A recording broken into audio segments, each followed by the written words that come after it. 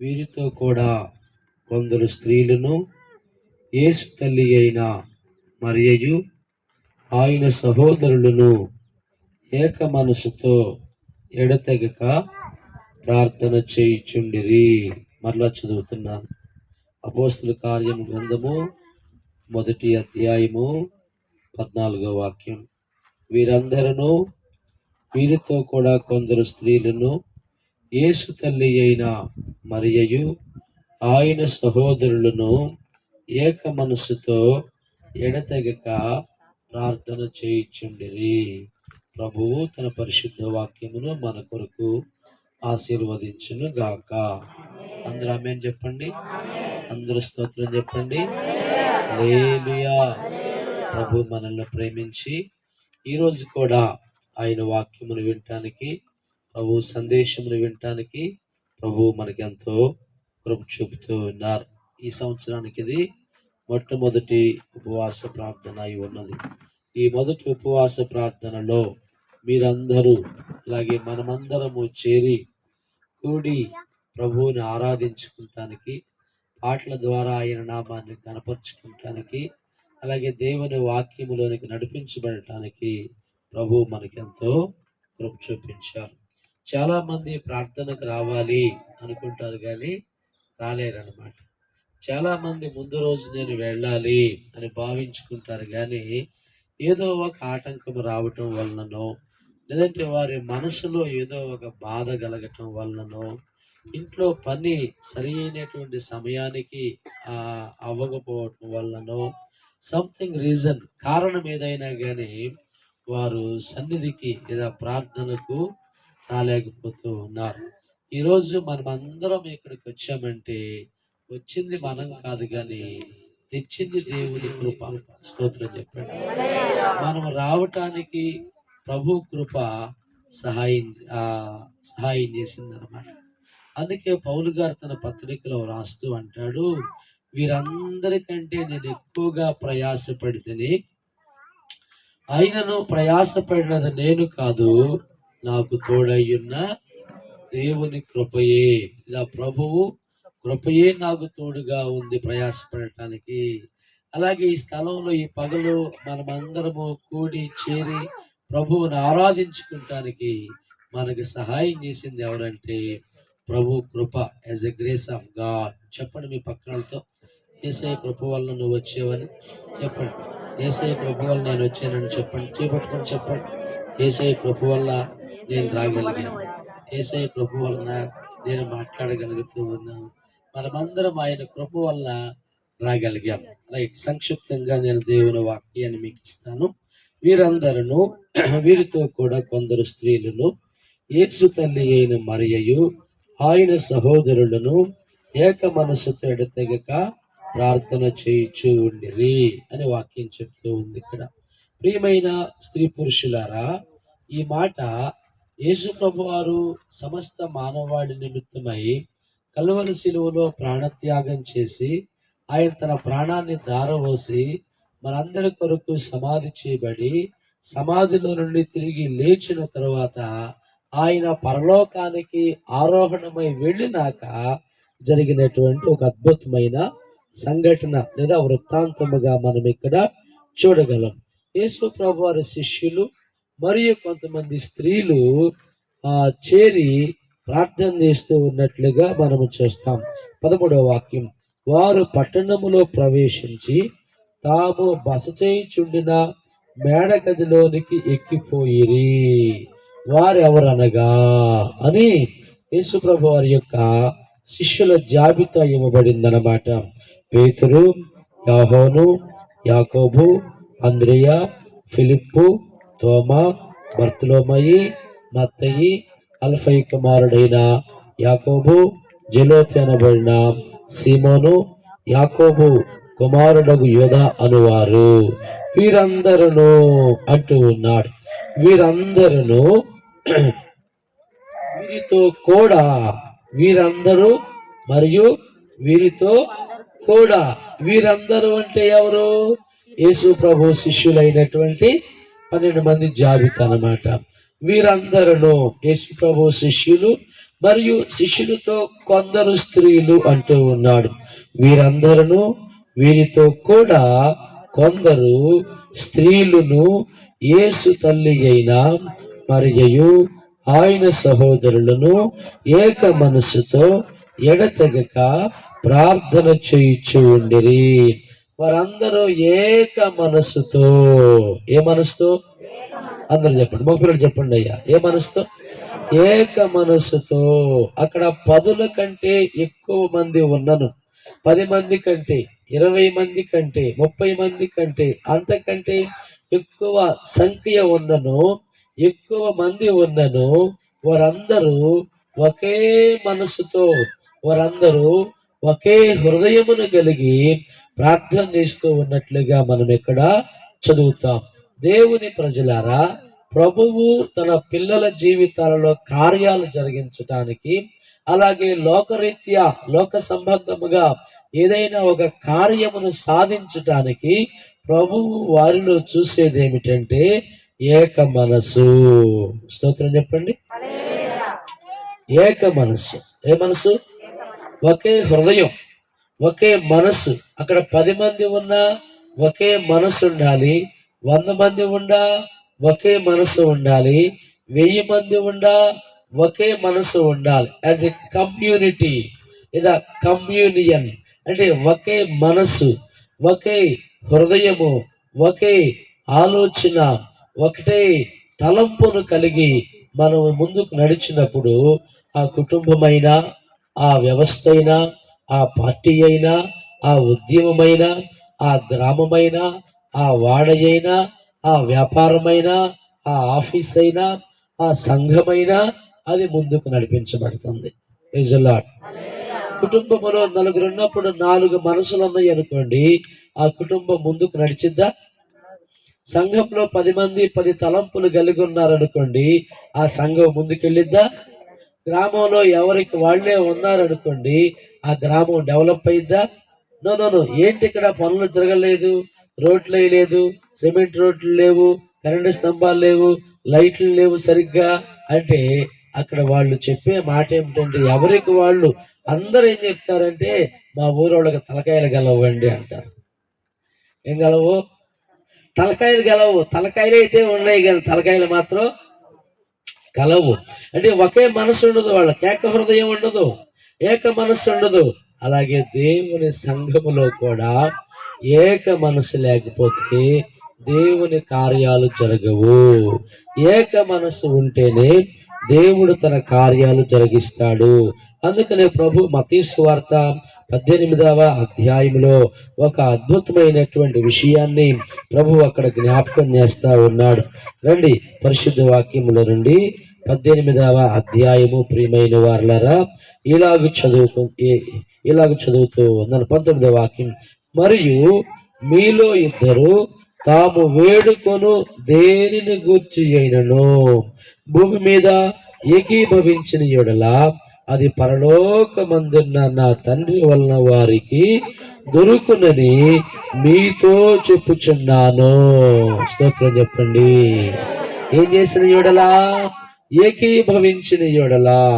మరియు మీలో ఇద్దరు తాము వేడుకొను దేనిని గూర్చి అయినను, అది ఏదైనా గాని బాబు, విద్య అయినా, ఉద్యోగమైనా, వ్యాపారమైనా, వ్యవసాయమైనా, ఒక కుటుంబ వ్యవస్థ అయినా, తాము వేడుకొను దేనిని గూర్చి అయినను, పిల్లల భవిష్యత్తు అయినా, వివాహాలైనా, ఇంకొకటి ఏదో కార్యమైనా, తాము వేడుకొను దేనిని గూర్చి అయినను భూమి మీద ఏకీభవించిన యెడల. ఏం చేసిన యెడల? అందరు చెప్పండి. ఏం చేసిన యెడల? ఏకీభవించిన యెడల, తాము వేడుకొను దేనిని గూర్చి అయినను ఏకీభవించిన యెడల అది పరలోకమందున్న నా తండ్రి వలన వారికి దొరకునని మీతో చెప్పుచున్నాను. ఏకీభవించిన యెడల, ఒకే మనసుతో, ఒకే హృదయముతో, ఒకే తలంపుతో మనము ప్రార్థన చేసిన యెడల ప్రభు కార్యాలు చేస్తాడని. ఏలయనగా ఇద్దరు ముగ్గురు నా నామమున ఎక్కడ కూడి ఉందరో అక్కడ నేను వారి మధ్యన ఉందునని చెప్పాను అని యేసు ప్రభు వారు ఇక్కడ చెప్తూ ఉన్నారు. అలాగనే ప్రియులారా, మనము ఏక హృదయమును కలిగి జీవించినప్పుడు గొప్ప కార్యాలు సాధించగలుగుతాం. ఒకే మనసుతో జీవించినప్పుడు దేవుని కార్యాలు దేవుడు మన జీవితములోను, కుటుంబములోను, సంఘములోను, సమాజములోను ఆయన జరిగించువాడని దేవుని వాక్యం చెప్తుంది. అలాగే అపోస్తుల కార్యములు 12వ అధ్యాయం 5వ వాక్యములో కూడా పేతురు చెరసాలలో ఉంచబడెను, సంఘమైతే అతని కొరకు అత్యాశక్తితో దేవునికి ప్రార్థన చేయించు ఉన్నట్లుగా మనం ఇక్కడ చూడగలుగుతూ ఉన్నాము. ఆది సంఘము యొక్క విజయానికి, ఆది సంఘము యొక్క సంక్షేమానికి, ఆది సంఘము యొక్క అభివృద్ధికి మూలం ఏమిటంటే వారు ఒకే మనసును కలిగి ఉన్నారు. స్తోత్రం చెప్పండి. ఏ మనసును కలిగి ఉన్నారు? వారు ఒకే హృదయమును కలిగి ఉన్నట్లుగా మనం ఇక్కడ చదువుతూ ఉన్నాం. వారు ఒకే మనసును కలిగి ఉన్నట్లుగా అపోస్తుల కార్యముల గ్రంథము 2వ అధ్యాయము 46వ వాక్యం. మరియు వారేక మనస్కులై, చెప్పండి, ఏ మనస్కులై? వారేక మనస్కులై, ఒకే మనసు. అప్పటికే సంఘము 10ల సంఖ్యలో నుండి 100ల్లోనికి వెళ్ళింది, 100ల్లో నుండి వేలల్లోనికి వెళ్ళింది, 1000 మంది ఉన్న మరియు వారేక మనస్కులై, వారు ఏక మనస్సును, ఒకే హృదయాన్ని కలిగి ఉన్నట్లుగా దేవుని గ్రంథములో, పరిశుద్ధ వాక్యములో మనం ఇక్కడ చదువుతూ ఉన్నాం. అలాగే అపోస్తుల కార్యము గ్రంథము 4వ అధ్యాయము 24వ వాక్యం చదువుతూ ఉన్నాను. వారు విని ఏక మనస్సుతో దేవునికిట్లు బిగ్గరగా మొరపెట్టిరి. ఏ మనసుతో? ఏక మనసుతో. వారు విని ఏక మనసుతో దేవునికిట్లు బిగ్గరగా మొరపెట్టిరి.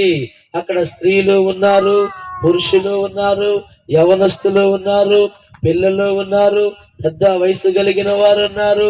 అయినను వారిలో ఒకే హృదయము, ఏక మనసును వారు కలిగి ఉన్నారు. రండి అపోస్తుల కార్యములు 1వ అధ్యాయము 14వ వాక్యంలోనికి తిరిగి నడిపించబడదాం. ఇక్కడ పురుషులు మాత్రమే కాదు కానీ పురుషులతో పాటుగా అనేక మంది స్త్రీలు కూడా ఉన్నట్లు మనం చదువుతూ ఉన్నాం. యేసు ప్రభు వారు జీవించినటువంటి దినాలలో, ఆయన సేవ చేసినటువంటి కాలంలో ఆయనతో పాటు అనేక మంది పురుషులు ఉన్నారు. అలాగే స్త్రీలు కూడా ఆయనతో పాటు ఉన్నారు. ఆయనను వెంబడించారు. పురుషులతో పాటు, పురుషులకు ధీటుగా, పురుషులతో పాటుగా ఆయనను వెంబడించి వారు కూడా సేవ చేసినట్లుగా, ఎవరు కూడా? మహిళామూర్తులు కూడా, మహిళలు కూడా సేవ చేసినట్లు మనం ఇక్కడ చూడగలుగుతూ ఉన్నాం. రైట్ ప్రియులారా, ఏక మనసు కలిగి ఉండాలని మనకు తెలుసు. ఏక మనసు కలిగి ఉంటేనే ప్రభు కార్యాలు చేస్తాడని కూడా మనకు తెలుసు.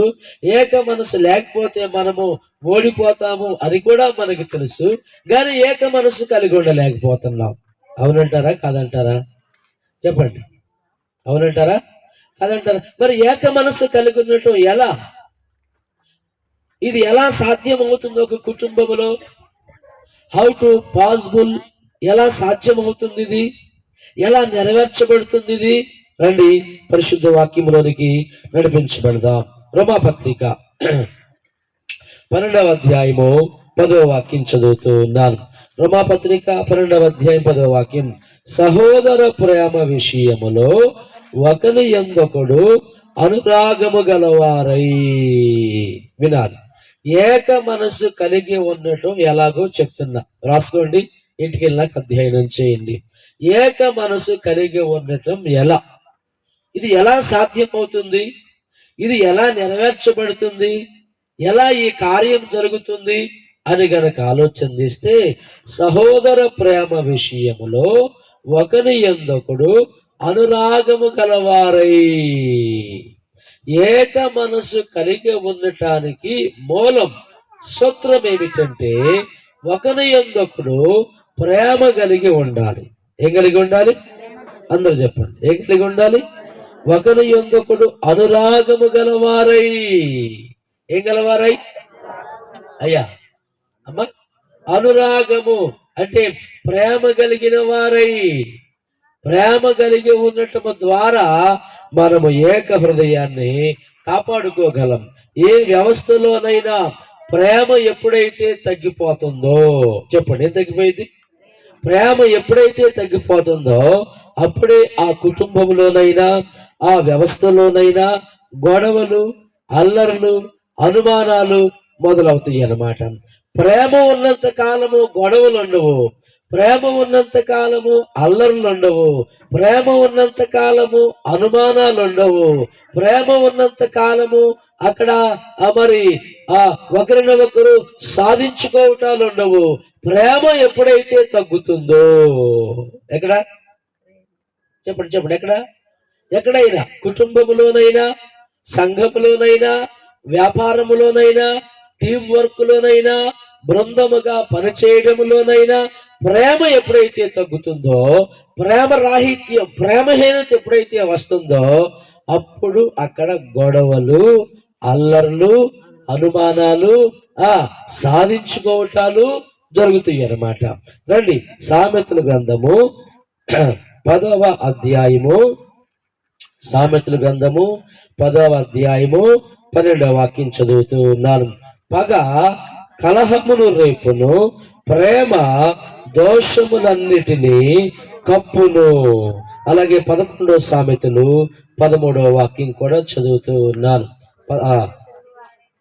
కొండగాడై తిరుగులాడువాడు పరుల గుట్టు బయట పెట్టును, నమ్మకమైన స్వభావము గలవాడు సంగతి దాచును.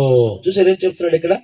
కొండగాడై తిరుగులాడువాడు పరుల గుట్టు బయట పెట్టును, నమ్మకమైన స్వభావము కలిగిన వాడు. ఏ స్వభావం? యాజ్ ఎ ఫెయిత్ఫుల్, నమ్మకమైన స్వభావము కలిగిన వాడు పరుల సంగతి దాచును, సంగతిని దాచును. భార్య మీద ప్రేమ తగ్గిందనుకోండి, భార్య మీద 10 మందికి ఏం చేస్తాడు? చాటింపేస్తాడు. మావిడ అట్లాంటిది, ఇలాంటిది, మావిడ మంచిది కాదు అని చెప్తాడు. అదే భార్యకు భర్త మీద ప్రేమ తగ్గిందనుకోండి, మా ఆయన మీరు అనుకున్నంత మంచోడేమి కాదు, పైకట్ట కనపడతాడు కానీ లోపల ఇంట్లో పెట్టే టార్చర్ అంతా ఇంత కాదు. నమ్మకమైన స్వభావము గలవాడు సంగతి దాచును, కొండగాడై తిరుగులాడు వాడు పరులగుట్టు. 17వ సామెతలు 9వ వాక్యం. ప్రేమను వృద్ధి చేయగోరువాడు తప్పిదములు దాచిపెట్టును. ఎంత గొప్ప మాట వినండి. ప్రేమను వృద్ధి చేయగోరువాడు, ప్రేమను డెవలప్ చేసుకోగలిగితే, నీవు నీ కుటుంబములో ప్రేమను డెవలప్ చేసుకోవాలనుకుంటే గనుక, మీ భార్యాభర్తల మధ్య అనురాగమును, ఆప్యాయతను పెంచుకోవాలి అనుకుంటే గనుక నువ్వేం చేయాలి? చెప్పండి. పొరపాట్లు ఏం చేయాలి? దాచిపెట్టాలి. అంతేగాని పెళ్ళప్పుడు మీ అమ్మ అలాగంది, మీ తాత ఎలాగన్నాడు, మీ అమ్మ ఉంగరం పెడతానని ఇంత మట్టికి పెట్టలేదు, పెళ్ళి 10 ఏళ్ళు అవుతున్నా కానీ పెళ్లినాడు తిరిగిన సంగతులు గుర్తు చేస్తాడు వీడు. అంటే ఏంటి విషయం? ఏంటి అంటే ప్రేమను వృద్ధి చేసుకోవాలనుకోవటల్లా, ప్రేమను డెవలప్ చేసుకోగోరినట్లయితే నీ కుటుంబంలో నీవు, అమ్మా బాబు అయ్యా, ప్రేమను వృద్ధి చేసుకోవాలనుకున్నట్లయితే మీ యొక్క స్నేహచర్యములో, మీ యొక్క సహచరుల మధ్య ప్రేమను డెవలప్ చేసుకోవాలనుకుంటే గనక తప్పిదములు దాచిపెట్టును, మాటి మాటికి ఎత్తువాడు మిత్రభేదము చేయును. చెప్పండి, ఏమెత్తువాడు? జరిగిన సంగతిని మాటి మాటికి ఎత్తువాడు, జరిగిన సంగతిని మాటి మాటికి మాట్లాడేవాడు, మాటి మాటికి రేపెట్టువాడు మిత్రభేదము చేయువాడు. నేను వచ్చినప్పుడు నాకు తగిన మర్యాద చేయలేదు, నేను వచ్చినప్పుడు నాకు తగిన గౌరవాన్ని ఇవ్వలేదు మీ నాన్న, మీ అమ్మ ఇవ్వాల్సినంత గౌరవం నాకు ఇవ్వలేదు. ఎప్పుడు? 5 ఏళ్ల క్రితాన్ని, 10 ఏళ్ల క్రితాన్ని. జరిగిన సంగతిని మాటి మాటికి ఎత్తువాడు మిత్రభేదము చేయును, ప్రేమను చంపుకొనును. కాబట్టి నీ జీవితంలోనైనా బాబు, అమ్మా, నీ కుటుంబంలోనైనా, సంఘంలోనైనా నీవు ఐక్యతను కాపాడుకోవాలి, ఏక మనసును కాపాడుకోవాలనుకుంటే ప్రేమను కలిగి ఉండాలి. స్తోత్రం చెప్పండి. హల్లెలూయా. నీ భార్య నీకు అవిధేయురాలుగా ప్రవర్తించిన, నీ ప్రక్కనుండా వ్యక్తి నీ విషయమై న్యాయంగా వ్యవహరించకపోయినా, నీ ఇరుగు పొరుగు వారు నీ యెడల అన్యాయముగా ప్రవర్తించిన, నీ తోటి సంఘములో మనిషి నీకు మరి నీ విషయమై న్యాయముగా మాట్లాడకపోయినా, ఒకవేళ నీకు అన్యాయమే జరిగినా నీవు ప్రేమ తగ్గకుండా చూసుకోవాలి. ఇది మొట్టమొదటి అనుభవం. దేనికి? ఏకత్వానికి. ప్రేమ ఎప్పుడైతే తగ్గిపోతుందో అప్పుడు నేరాలు మోపుకుంటాం, అనుమానాలు వస్తాయి, అవిధేయత, అల్లర్లు, చెప్పండి, అలగటాలు వస్తాయి. అందుకే మీ కుటుంబములోనైనా, సమాజములోనైనా, సంఘములోనైనా చెప్పండి, ఏమి తగ్గకుండా చూసుకోవాలి? ప్రేమ తగ్గకుండా చూసుకోవాలి. ఒక కాపరికి, ఒక సేవకుడికి, వాక్యం చెప్పే ఒక దైవజనుడికి విశ్వాసుల మీద ప్రేమ తగ్గకుండా చూసుకోవాలి. స్తోత్రం చెప్పండి. అలాగే విశ్వాసులకి కాపరి మీద ప్రేమ తగ్గకుండా చూసుకోవాలి. కాపరికి గొర్రెల మీద ప్రేమ తగ్గకూడదు, గొర్రెలకు కూడా కాపరి మీద ప్రేమ తగ్గకుండా చూసుకోవాలి. ఒక పని సక్సెస్ఫుల్ గా జరగాలంటే, శిఖరాగ్ర స్థాయికి చేరాలంటే, విజయ తీరాలకు చేరుకోవాలంటే, నీవు విజేతవు కావాలంటే, నీవు విన్నర్వి కావాలంటే ఇరుపక్షాల యొడల ఏం తగ్గకూడదు? ప్రేమ. చెప్పండి. యాజ్ ఎ లవ్ అని అందరూ లవ్ పాపమేమి కాదు. ప్రేమ తెలుగు, లవ్ అంతే, సింపుల్ అనమాట. లవ్లో పడ్డాడండి, ఆ పిల్ల లవ్లో పడిందండి, ప్రేమలో పడిందండి, ఏంటి that is not sin. What? అది పాపపు పదమేమీ కాదన్నమాట. ప్రేమ తెలుగు పదము, లవ్ అనేది అంతే, సింపుల్. ప్రేమ తగ్గకుండా చూసుకోండి, అప్పుడు మీరు గొప్పవాళ్ళు అవుతారు. రండి అపోస్తలుల రోమాపత్రిక 12వ అధ్యాయము 10వ వాక్యం. సహోదర ప్రేమ విషయములో ఒకని యొందొకడు అనురాగము గలవారై, ఆ తర్వాత ఘనత విషయములో ఒకరినొకడు గొప్పగా ఎంచుకొనుడి. ఎలా ఎంచుకోవాలంటే చెప్పండి. ఏ విషయాల్లో? మీ పక్కన వాళ్ళతో చెప్పండి, నాకంటే నువ్వు గొప్పవాడివని, నాకంటే నువ్వు గొప్పదానివని చెప్పండి.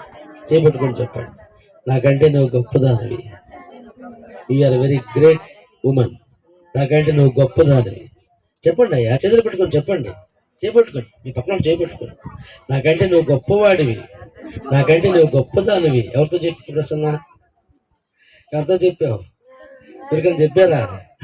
ఆ ప్రసన్న చెప్పాలి. ఎవరితో చెప్పావు? నా చిన్నప్పుడు ఉయ్యాళ్ళ పండుగ ఉండేది. ఆడపిల్లలు ఉయ్యాలు ఎత్తే మీ ఆయన పేరుతో చెప్పనేవాళ్ళు.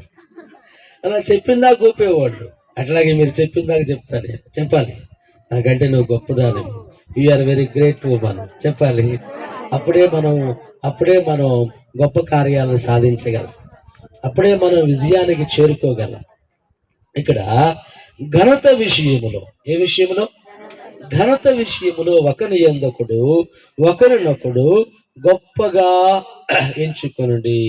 నా ప్రక్కన ఉన్న నా సహోదరుడు నాకంటే గొప్పవాడు, నా ప్రక్కన ఉన్నటువంటి సహోదరి నాకంటే గొప్పది అని నువ్వు అనుకున్నప్పుడే గొప్ప కార్యాలను చూడగలవు.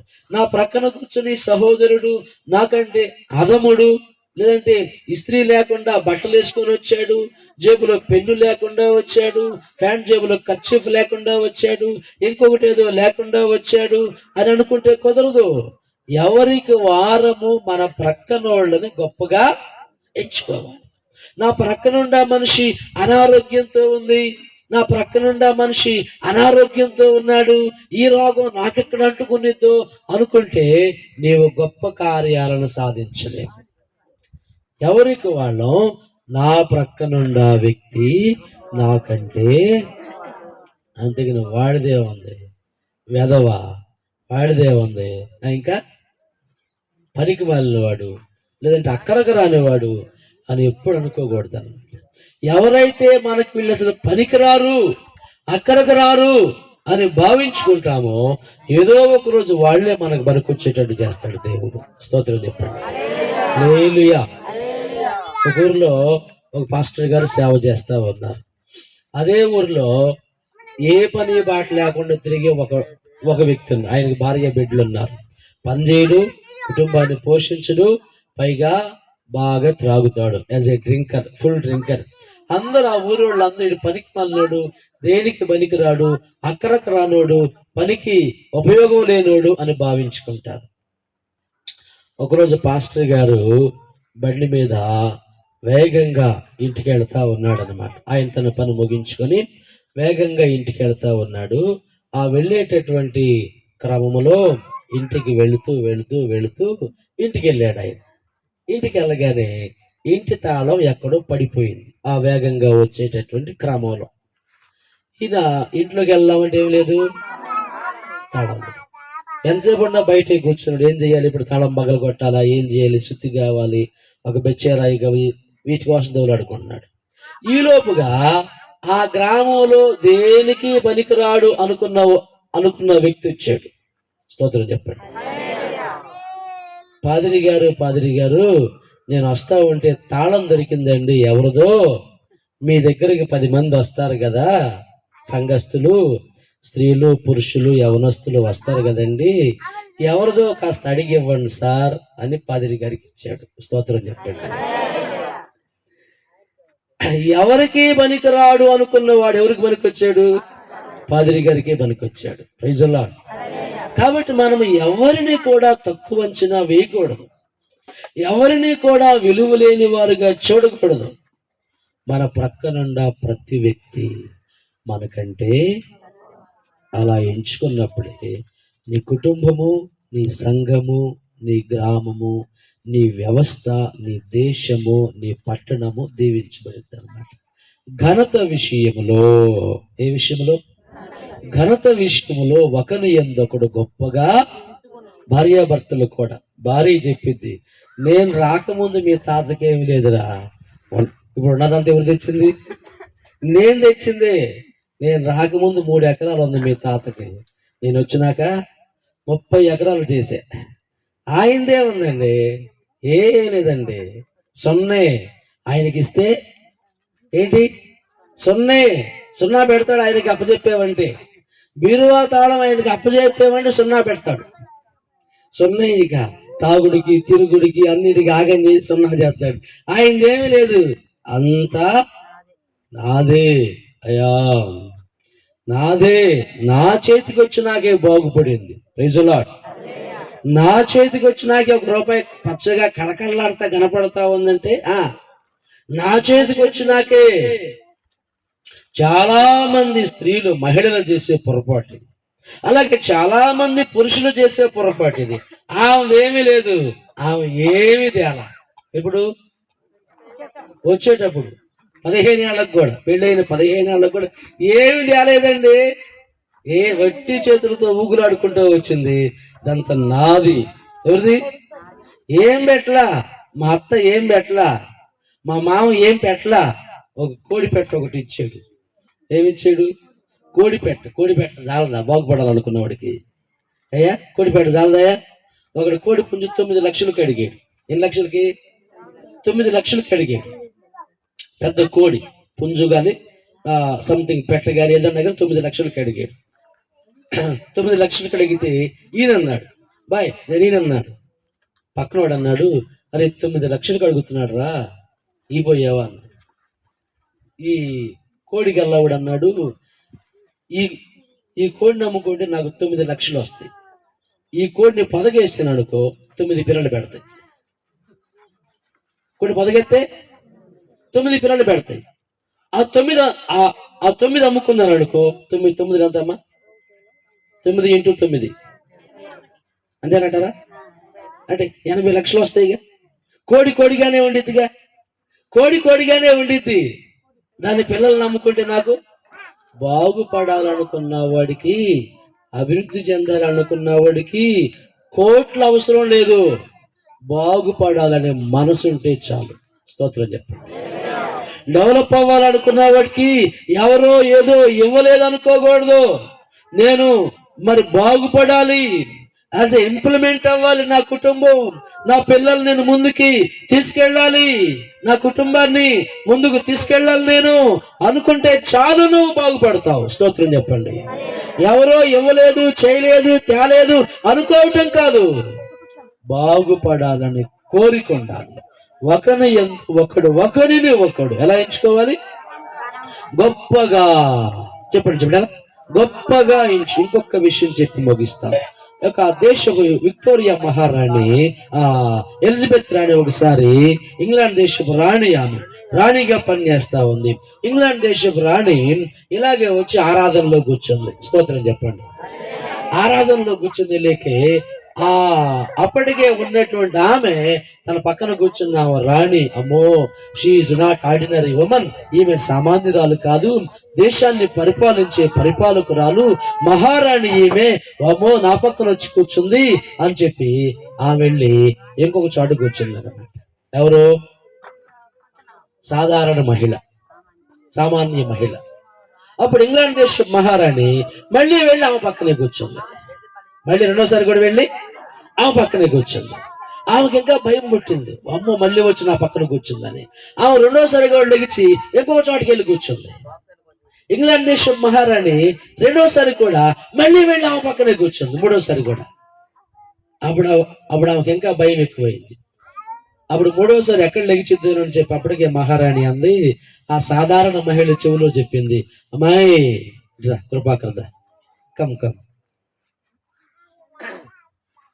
ఇంగ్లాండ్ దేశ మహారాణి ఆ యొక్క సామాన్య మహిళకి ఇలా చెప్పింది, నీవు నేను ప్రభు సన్నిధిలో ఒకటి, నేను నీకంటే ఎక్కువేమీ కాదు, నువ్వు నాకంటే తక్కువేమీ కాదు, వీఆర్ ఈక్వల్, మన ఇద్దరము ఒకటే, మన ఇద్దరము ఒకటే. అంటే అప్పుడు ఇంగ్లాండ్ దేశం అంటే ఆ సాధారణ మహిళ ఏమనుకుంది? ఈమె నాకంటే ఎక్కువ, గొప్ప అనుకుంది. ఆమె ఏమనుకుంది? అది ఇంగ్లాండ్ దేశ మహారాణి ఏమనుకుంది? ఈమె కూడా నాకంటే ఎక్కువే, ఈమె నాకంటే తక్కువేమీ కాదు. సాధారణ మహిళ ఏమో ఈమె నాకంటే ఎక్కువ అనుకుంది. ఇంగ్లాండ్ దేశ మహారాణి కూడా ఈమె నాకంటే తక్కువేమీ కాదు, ఈమె కూడా నాతో పాటు సమానమే. ప్రభు సన్నిధిలో నీవు నేను ఒకటే. We're equal in Jesus. యేసు క్రీస్తులో మనమందరము ఒకటే. ఇంకా గొప్ప మాట బైబిల్లో ఉంది, స్త్రీ అని లేదు, పురుషుడని లేదు, గ్రీసు దేశస్థుడని లేదు, సిథియనుడని లేదు. చదవండి ఒకసారి అన్నమాట. గల్తీలకు రాసిన పత్రిక ఎల్లమ్మా. ఓకే బాబు, థ్యాంక్ యూ.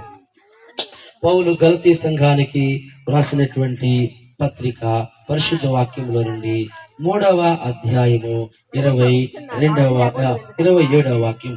క్రీస్తులోనికి బాప్తీసం పొందిన మీరందరూ క్రీస్తును ధరించుకొని ఉన్నారు. ఇందులో యూదుడని గ్రీసు దేశస్థుడని లేదు, దాసుడని స్వతంత్రుడని లేదు, పురుషుడని స్త్రీ అని లేదు, యేసు క్రీస్తునందు మీరందరూ ఏకముగా. ఎలాగంట? ఏకముగా. ఎవరినందు? యేసు క్రీస్తులో. In Jesus Christ we're equal. యేసు క్రీస్తులో మనమందరము ఒక్కటే అయి ఉన్నాము. యేసు క్రీస్తులో మనమందరము ఏకము అయి ఉన్నాము. యేసు క్రీస్తులో మనమందరము ఒకరినొకరము గొప్పగా ఎంచుకున్నప్పుడే నేనుతో ఉంచబడిన కార్యములో నీవు విజేతము కాగలుగుతావు. స్తోత్రం చెప్పండి. ఒక మనిషి ఏక మనసు కలిగి ఉండాలండి. ఏం చెయ్యాలో 2 విషయాలు చెప్పాను బాబు. అమ్మా, మీ జీవితంలో, మీ కుటుంబంలో, సంఘములో ప్రేమ తగ్గకుండా చూసుకోండి. 2వది, మీ ప్రక్కనోళ్ళు మీకంటే గొప్ప వాళ్ళుగా ఎంచుకోండి. ప్రభు మీకు సహాయం చేస్తాడు. మన ఎదుట ఒక గొప్ప కార్యం ఉంది. ఏంటది? అందరము కలిసి ఆరాధించుకుంటానికి ఇప్పుడు టెంట్లు వేసుకున్నాం. ఎన్నిసార్లు టెంట్లు వేసుకుంటాం? ఎన్నిసార్లు షామియానాలు వేస్తాము? అందరము కలిసి ప్రభువుని ఆరాధించుకుంటానికి ఒక పెద్ద మందిరం అవసరమై ఉన్నది. అలాగే మహాసభల నిమిత్తమై మనమందరము విజ్ఞాపన చేయబద్దులమై ఉన్నాము. మన ఎదుట ఒక పెద్ద మందిర నిర్మాణము చేపట్టాలని కాంక్షతో ఉన్నాము. అలాగే అందరూ కలిసి ప్రభువుని ఆరాధించుకుంటానికి, అందరూ కలిసి ప్రభువుని సేవించుకుంటానికి, అందరూ కలిసి ప్రభువుని ఆరాధించుకుంటానికి ఒక పెద్ద మందిరం అవసరమై ఉన్నది. అలాగే మహాసభల నిమిత్తమై మనమందరము ఏక మనసుతో పనిచేయాలి. అప్పుడు ప్రభు కార్యాలు జరిగిస్తాడు. All of you stand up. అందరం లేచి నిలబడదాం. అందరు లేచి నిలబడి ప్రార్థన చేసుకుందాం. మీ రెండు హస్తములు ఆకాశం వైపు చాపి ప్రార్థన చేసుకోండి. ఏక మనసు కలిగి ఉండటం ఎలాగో మరి మనకు బోధించబడింది. ప్రేమ తగ్గకుండా చూసుకోండి. ఈ సంఘములో ఈ ప్రజల యొడల, ఈ కాపర యొడల, ఈ పరిశుద్ధ గ్రంథం యొడల నీకు ప్రేమ తగ్గకుండా చూసుకో. ప్రేమ విషయంలో ఒకరి యొద్దకుడు అనురాగము గలవారై ఉండండి అని చెప్పాడు. అలాగే ఒకరిని ఒకరు గొప్పగా ఎంచుకుని అని ప్రభు సెలవిచ్చాడు. దయచేసి ప్రార్థన చేసుకోండి. ప్రార్థనలో నడిపించి పెడదాం. ప్రభువా నాకు సహాయం చేయండి అయ్యా, ప్రభువా నన్ను కరుణించండి అయ్యా, ప్రభువా నన్ను జ్ఞాపకం చేసుకోండి. దేవుని వాక్యముతో ఏకీభవించి మనసు నాకు ఇవ్వు ప్రభువా అని ప్రార్థన చేసుకోండి. దైవ జనుడితో ఏకీభవించి హృదయము నాకు ఇవ్వు ప్రభువా అని ప్రార్థన చేసుకోండి. దయచేసి ప్రార్థన చేసుకోండి. Let us pray, raising our hands. మీ రెండు చేతులు ఆకాశం వైపు చాపి ప్రభువా నాకు సహాయం చేయండి, ప్రభువా నన్ను కరుణించండి, ప్రభువా నన్ను జ్ఞాపకం చేసుకోండి అని ప్రార్థన చేసుకోండి. మా ఎదుట ఉన్నటువంటి మహాసభల నిమిత్తమై ప్రార్థన చేస్తూ ఉన్నాము. అలాగే పెద్ద మందిరం నిమిత్తమై ప్రార్థన చేస్తూ ఉన్నాము. ప్రభువా అందరము కలిసి మిమ్మల్ని ఆరాధించుకుంటానికి సహాయం చేయండి. ఈ షామియానాలు వేసే అవసరం లేకుండా, టెంట్లు వేసే అవసరం లేకుండా అయ్యా మాకు ఒక మంచి మందిరమును దయచే ప్రభువా. ఏక హృదయంతో ప్రార్థన చేద్దాం. ఏక మనసుతో ప్రభువుని అడుగుదాం. ఏక మనసుతో ప్రార్థన చేసుకోండి. ప్రభువా మీకు స్తోత్రములయ్యా అని చెప్పండి. పరిశుద్ధుడైన తండ్రి మీకు వందనములను చూద్దాం. కృతజ్ఞతలను అడగండి, ప్రార్థన చేసుకోండి. ప్రభువా మీకు స్తోత్రములైనా, పరిశుద్ధుడైన తండ్రి కృతజ్ఞతలయ్యా. దయచేసి ప్రార్థన చేసుకోండి.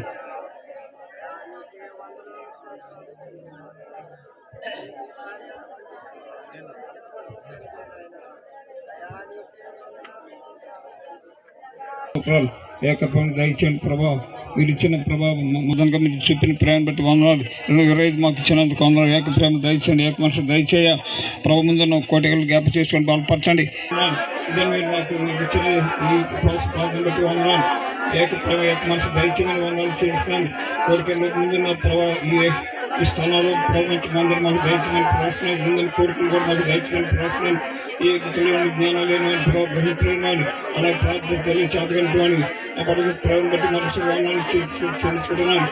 ఈ తెలియని స్తోత్రం చేసి దయచేయ తండ్రి.